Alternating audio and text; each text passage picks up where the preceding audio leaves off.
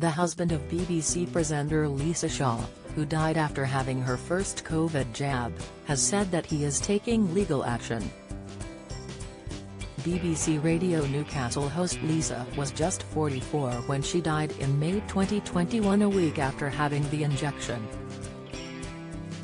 In the days before her death, the broadcaster suffered from severe headaches, which turned out to be a bleed on the brain. After being admitted to hospital, she gave husband Gareth Eve one last kiss and told him "I'm tired" before tragically passing away. A coroner later ruled the mum of one died from extremely rare complications as a result of having the AstraZeneca COVID-19 vaccine. Now husband Gareth says he has no option but to sue the makers of the Oxford AstraZeneca vaccine after failing to get answers elsewhere. He is part of a group of about 75 claimants, some of whom have lost relatives and some who survived with injuries. Speaking to the BBC, he said, "It's not in my makeup to turn around and say I want to sue somebody, but for almost 2 years we've tried to engage with the government and MPs since Lisa died, and not one of them had reached out or engaged with us at all. That's the reason we're left with no alternative. If the government or AstraZeneca don't want to engage with us, then what else are we supposed to do?" Gareth said all he wanted was some sort of acknowledgement or recognition that these deaths have occurred. He continued, "We're not crackpots or conspiracy theorists, we're husbands and wives and family members who have lost somebody. These things have happened to too many people and we're made to feel like it's a dirty secret, that we're talking about something we shouldn't be talking about.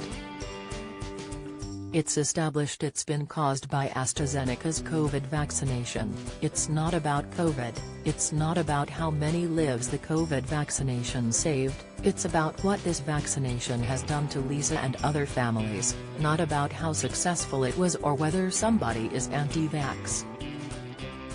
He added, "Whatever the money, it's not going to bring my son's man back." In August 2021, Newcastle coroner Karen Dilks ruled Lisa died from a very rare vaccine-induced thrombotic thrombocytopenia, a condition that leads to swelling and bleeding on the brain.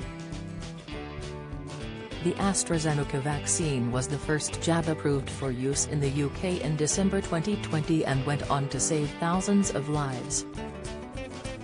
A spokesperson for the Department of Health said all vaccines had undergone robust trials before being rolled out. The statement added, "More than 144 million COVID vaccines have been given in England, which has helped the country to live with COVID and saved thousands of lives." AstraZeneca said, "We are unable to comment on ongoing legal matters. Patient safety is our highest priority and regulatory authorities have clear and stringent standards to ensure the safest use of all medicines, including vaccines. Our sympathy goes out to anyone who has reported health problems." It added clinical trials had proved the COVID jab had an acceptable safety profile and that the benefits outweighed the risks of extremely rare potential side effects. Solicitor Peter Todd, from Scott Moncrief and Associates acting for the claimants, said damages were being pursued on the basis the vaccine was a defective product and that it was not as safe as consumers generally were reasonably entitled to expect. Do you have a story to sell? Get in touch with us at webcelebs@trinitamirror.com or call us direct 0207 29 33 033.